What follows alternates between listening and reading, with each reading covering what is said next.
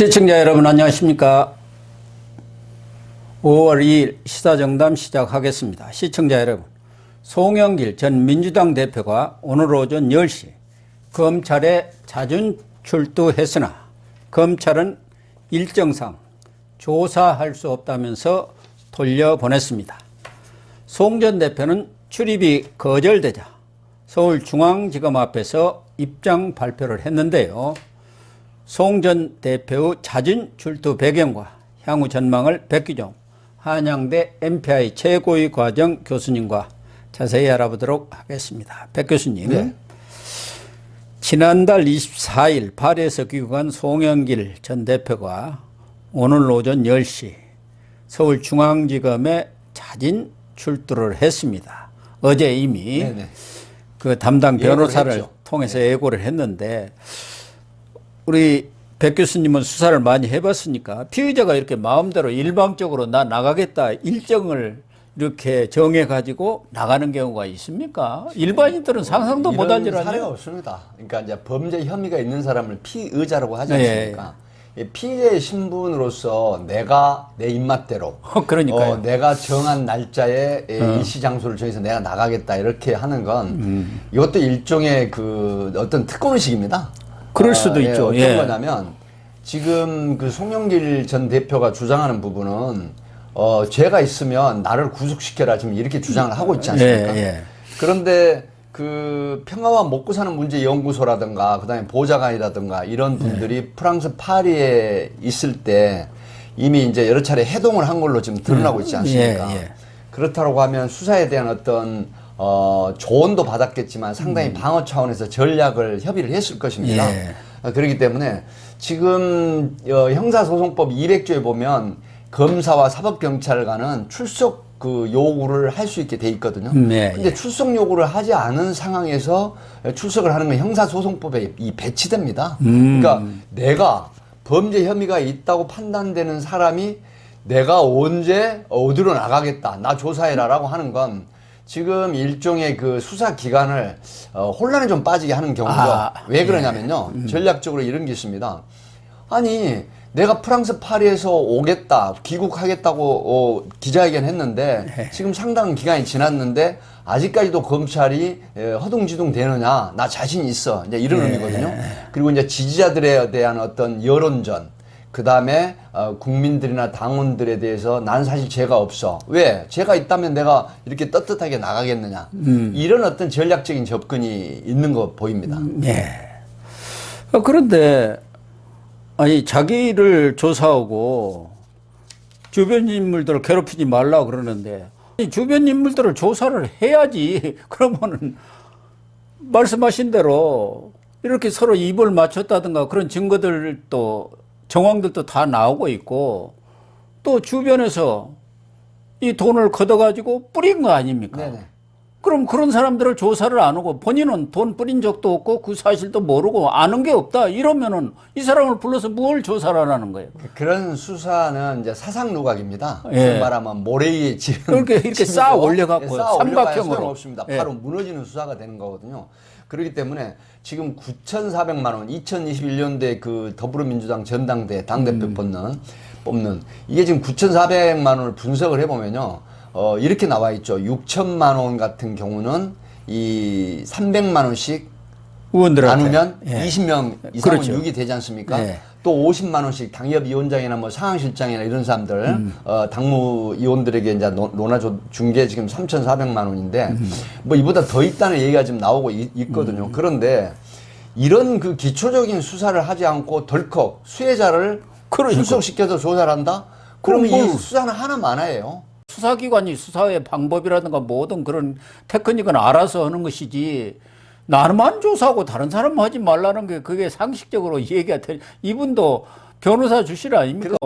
송영길 전 대표 같은 경우에는 아마 이제 보여주기식 그 그렇죠. 우리가 보통 노쇼 쇼 이런 얘기 하지 않습니까? 이 출두쇼를 내가 여기 지금 모든 책임을 지겠다, 나를 구속시켜라. 그리고 왜 30대 뭐 40대 이런 보좌관이나 나를 위해서 캠프에서 일했던 사람들을 괴롭히느냐 이렇게 얘기를 하는데 괴롭힌다는 표현을 하면 안 됩니다. 왜냐하면 예. 범죄 혐의가 있을 때는 체계적으로 정당히 출석 요구를 하고 그다음에 적법 절차에 의해서 조사를 하고 그다음에 또 만약에 피의자를 입건하면은 우리가 흔히 뭐 고 박사님 아시지만 미란다 원칙이 있지 않습니까? 피의자는 불리한 진술은 거부할 수 있고 법정에서 불리하게 작용할 수 있으며 변호인을 선임할 수 있다. 변호인을 선임할 형편이 못 되면 국선 변호인을 선임하겠다. 이런 미란다 원칙을 고지를 하거든요. 이러기 때문에 내 주변 사람들 괴롭히지 말고 나를 구속시키라 하는 건 이 변호사 직함을 가지고 계신 분이 할 이야기는 아닌 것 같습니다. 그렇죠. 물론 이제 과거에 이해창 전 한나라당 총재가 아마 그때가 2013년인가 이렇게 되는데 그때 이제 자진 출두를 한 적이 있어요. 이른바 차떼기 사건. 차떼기 사건. 그때는 수사가 다 끝난 상황에서 이제 마지막으로 나간 거고 그 이후에도 뭐 안희정 전 충남지사라든가 몇 사람들이 있었습니다만은 케이스가 전혀 달라요.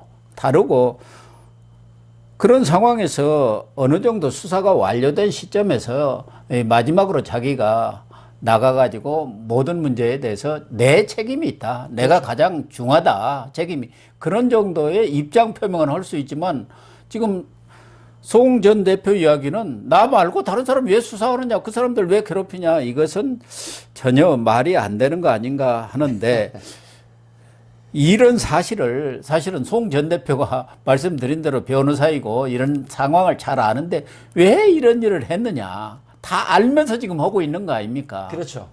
지금 그 송영길 전 대표 같은 경우에는 강내구 한국수자원 그 감사가 구속 영장을 검찰이 했음에도 불구하고 기각이 됐다.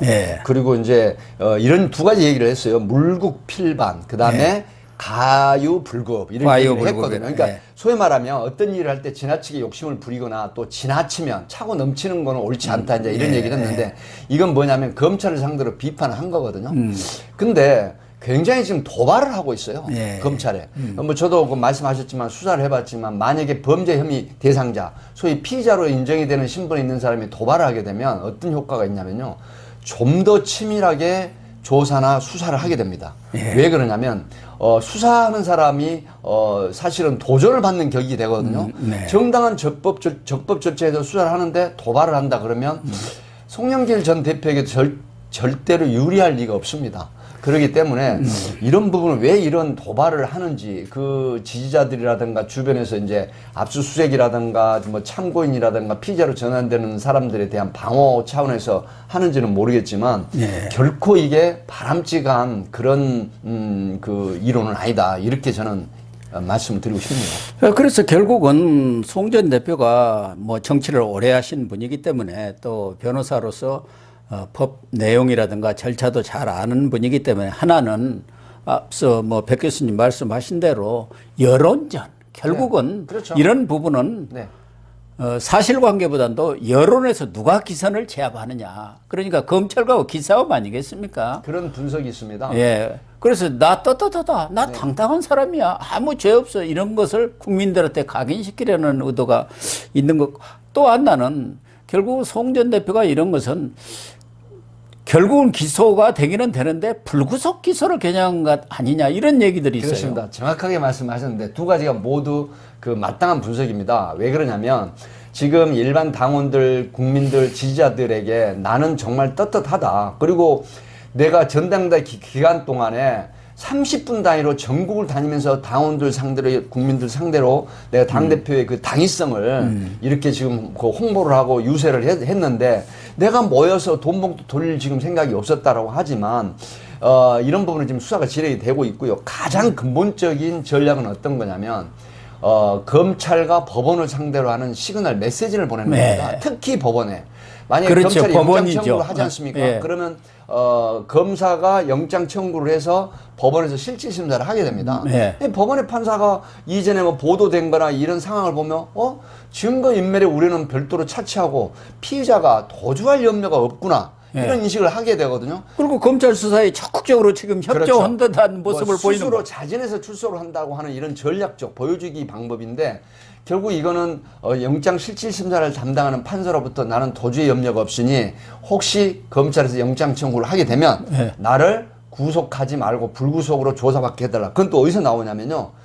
기소가 되면 법정에서 치밀하고 철저하게 싸우겠다, 다투겠다, 예, 이렇게 계속 그 했거든요. 얘기를. 네, 그런 거는 바로 이 법원의 실질심사를 담당하는 판사님에게 시그널 메시지를 전달하는 느낌입니다. 나 영장 청구하면 제발 기각시켜줘. 내가 법정에서 다툴 거야. 이런 시그널을 보내는 것이죠. 그 전략입니다. 예. 그렇다고 봐야겠죠. 핸드폰도 압수수색 날 그 자리에 안 나타났다가 그 다음날 또 보내줬어요. 그 핸드폰이 과거부터 경선 때부터 쓴 핸드폰인지는 그것도 법원한테는 나 이렇게 증거까지 다 제출했는데 내가 무슨 증거 인멸을 할 우려가 그런 것들에 대한 시그널 아니겠습니까? 네, 그렇습니다. 송영길 전 대표가 재미있는 얘기를 했습니다. 기자에게. 네, 무슨 얘기를 했냐면요. 그 평화와 먹고 사는 문제 연구소에 예. 하드 디스크 컴퓨터가 포맷되거나 교체됐다는 정황에 이런 예. 분석이 있는데 어떻게 된 겁니까 했더니 거기에 대한 즉답은 피했고 뭐라고 얘기를 했냐면 검사가 수사할 권리나 증거를 채집할 권리가 있으면 피의자는 방어권이 있다. 예. 그렇기 때문에 그 부분에 대해서는 질문하지 마라 이렇게 얘기를 했는데 역시 그 로이어 변호사로서의 상당히 전문적인 대답을 한 것 같습니다. 아마 재미있는 싸움으로 그렇게 저는 여겨집니다. 또 하나 기자들이 돈 봉투 살포 자체가 없었다는 것이냐, 살포는 했는데 본인이 몰랐다는 것이냐 이렇게 계속 물었는데도 불구하고 아까 말씀하신 대로 전대 기간에는 뭐 30분 단위로 쪼개 다니니까 뭐 어떤 거 적은 걸 파악할 상황도 없었고 결국은 검찰이 수사를 하면은 거기 가서 대응을 하고 또 법정에서 다투겠다. 그러니까 본질적인 문제에 대해서 그렇죠. 답변을 안 해요. 회피를 하는 거죠. 그러니까 윤관석, 이성만 의원, 그다음에 이정근 전 사무부총장, 그다음에 이제 그 두 사람이 관련된 녹취록에 이제 유출된 녹취록을 네. 보면 보도된 녹취록을 보면 우리 이거 하는데 영길이 형이 많이 처리했어 이제 이런 그런 얘기 얘기도 나오지 않습니까? 않았습니까? 예. 이런 부분이 사실은 그 시기라든가 장소에서 검찰은 상당히 그 주안점을 두고 분석을 하는 그런 수사의 그 단초나 빌미거든요. 하기 때문에 이런 부분들을 피해 나가기 위한 그런 어떤 전략적인 대응이 상당히 지금 수립이 되고 있을 것으로 그렇게 분석이 됩니다. 그러니까 앞서도 잠깐 언급한 대로 그 경선 캠프의 회계 책임자인 박모 씨, 예. 또 목사연의 회계 책임자도 겸하고 있는 모양인데 이분이 3월 말 4월 초에 파리를 갔단 말이에요. 맞습니다. 그런데 그 부분에 대해서도 그 관광 온 사람이다 여러 사람 따라서 이렇게 얘기하고 있고 박용수 보좌관도 2월에 파리를 갔단 말이에요. 네.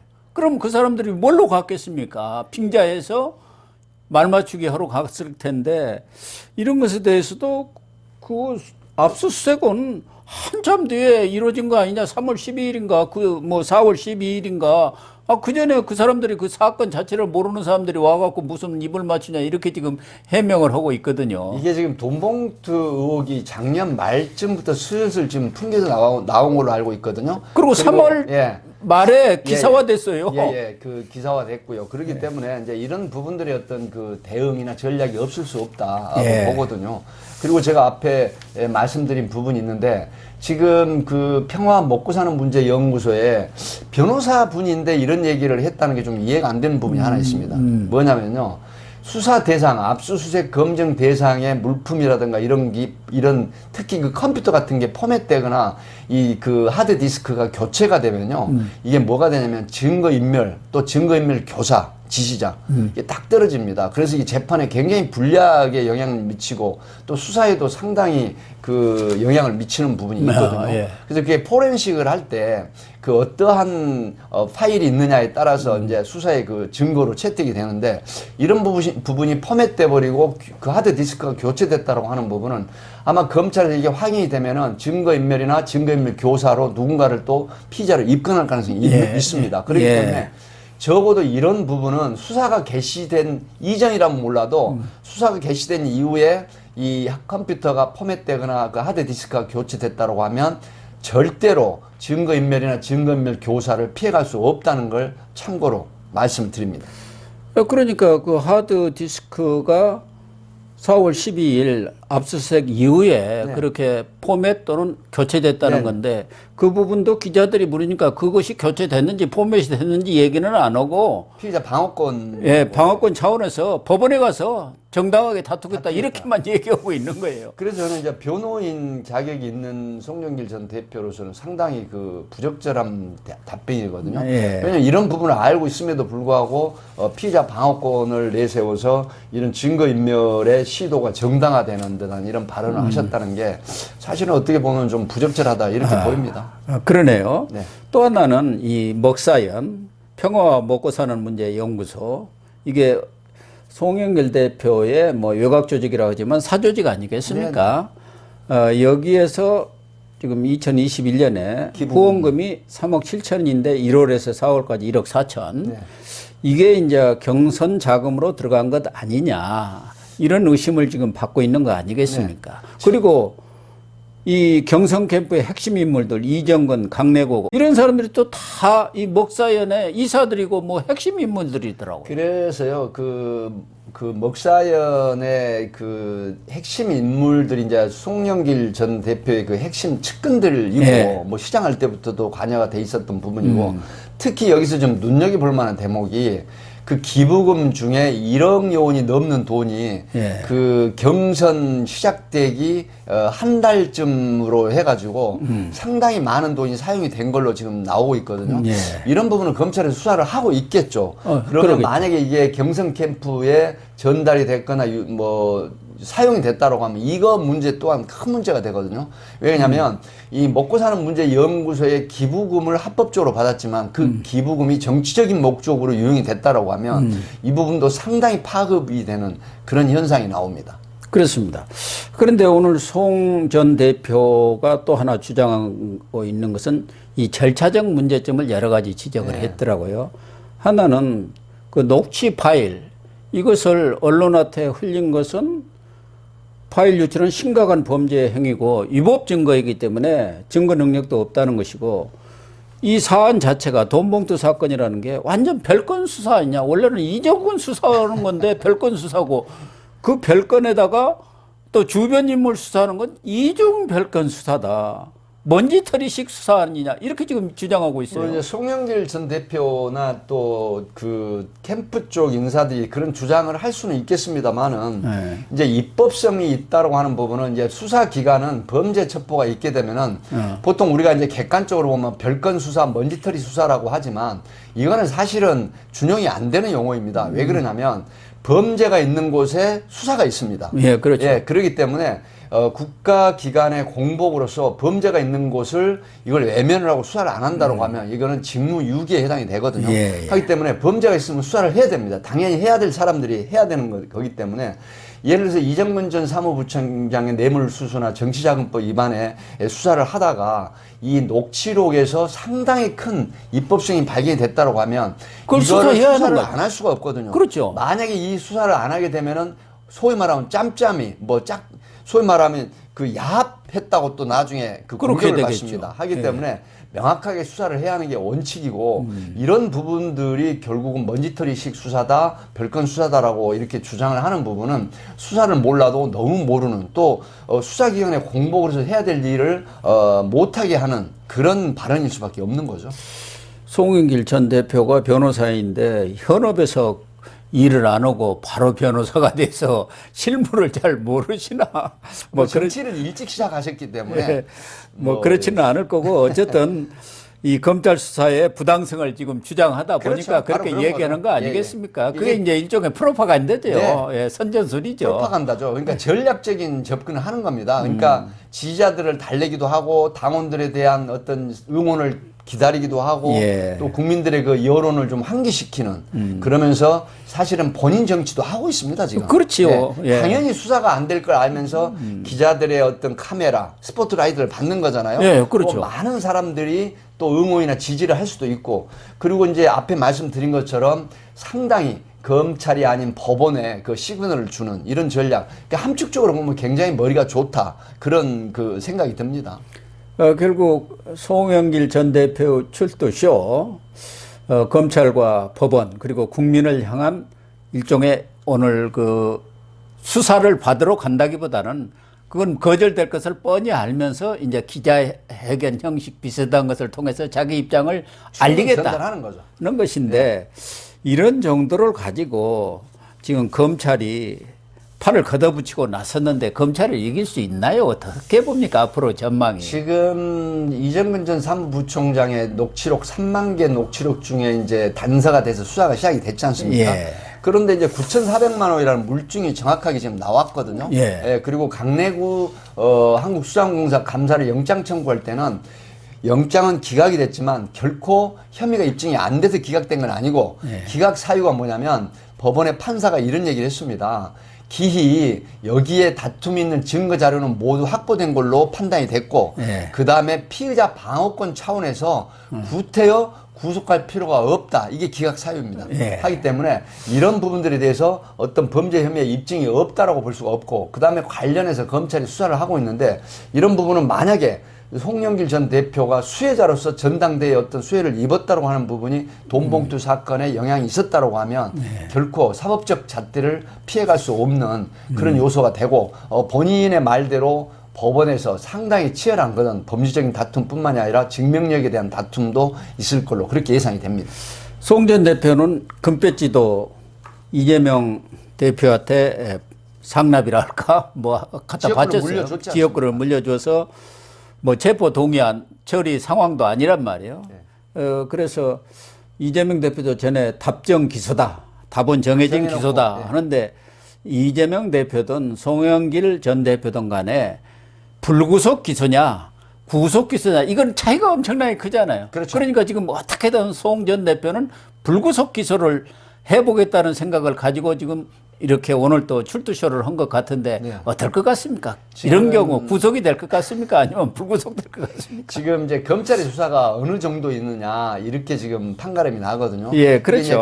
정치자금법 위반이라든가 정당법 부분은 사실은 어떻게 보면 이 매표 행위라고 해서 정당 내의 투표권이지만 사실 국민들에게 주는 또 정치적으로 볼 때 태보를 주는 정치 혐오감을 부추기는 일이거든요. 그럼 사안 자체가 굉장히 큽니다. 물론 정치권에 있는 많은 분들이 간행적으로 이루어진 것이고 또 일부 의원은 심지어 야 기름값, 차값, 뭐 그 짜장면값 정도 아니냐 이제 이런 얘기 발언을 하게 되는데 이런 인식이 바로 정치를 낙후시키고 퇴행시키는 거 아니겠습니까? 그래서 이 부분이 만약에 검찰의 수사가 어느 정도 이루어져서 만약 기소를 해서 영장 청구할 가능성도 있기 때문에 이 부분은 섣불리 예단을 할 수 없지만 상당히 중한 어떤 그 혐의로 기소를 할 가능성이 높다. 저는 이렇게 봅니다. 구속 가능성이 좀 더 비중이 높다 이렇게 봐도 될 것 같네요. 여론이 비등하기 때문에 구속영장 청구할 가능성이 상당히 높지요. 예. 어쨌든 수사가 진행 중이고 또 법원의 최종 판단이 있으니까 지켜보겠습니다.